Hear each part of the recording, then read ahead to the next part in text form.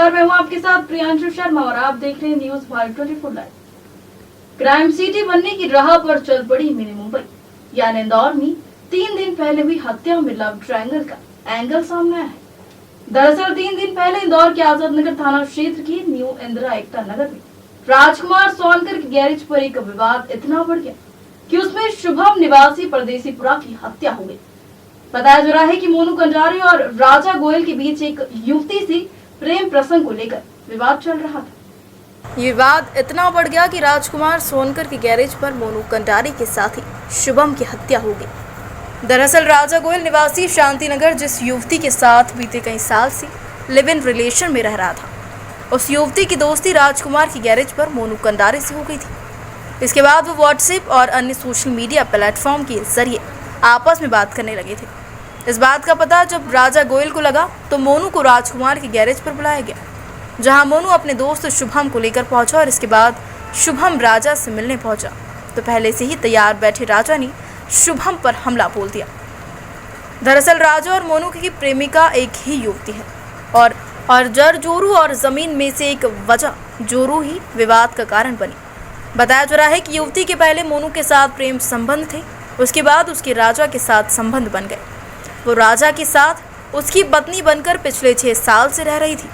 वही युवती अपने पहले प्रेमी मोनू से बात करती थी। बस यही बात राजा को खलने लगी। इन सब बातों का खुलासा उस वक्त हुआ जब पुलिस ने सभी के मोबाइल चैट्स खंगाले। इसके बाद मोनू ने युवती के साथ हमेशा रहने के लिए एक योजना तैयार की, जिसके तहत वो उसके साथी राजकुमार की मूसाखेड़े स्थित गैरेज पहुंचे और फिर शुभम नामक साथी राजा गोयल की शिनाख्त करने पहुंचा। इसी दौरान हुई चाकूबाजी में शुभम की मौत हो गई तो वहीं राजकुमार भी घायल हो गया है। इधर खुद को बेकसूर बताकर राजकुमार अस्पताल में इलाज ले रहा था। इसी दौरान पुलिस की जांच में हत्या का खुलासा हुआ और पुलिस ने हत्या के आरोप में ठीक हो चुके राजकुमार को अपनी गिरफ्त में ले लिया। आजाद नगर थाना प्रभारी इंद्रेश त्रिपाठी के मुताबिक हत्या के पीछे की वजह एक युवती के साथ मोनू और राजा के प्रेम संबंध में है। वही राजकुमार और राजा को पुलिस ने अपनी गिरफ्त में ले लिया है। शुभम बारोड़े की हत्या हुई थी इंदिरा एकता नगर में, जिसमें जब विवेचना में मालूम पड़ा कि इसमें एक लड़की के पीछे मर्डर हुआ है। एक लड़की है इसमें शांतिनगर रहती है, जो पहले मोनू कंडारे के साथ रहती थी, करीब 4-5 साल रही और 6-7 महीने से एक राजा गोयल है शांतिनगर का, उसके साथ रहने लगी उसकी घरवाली बीवी बन के।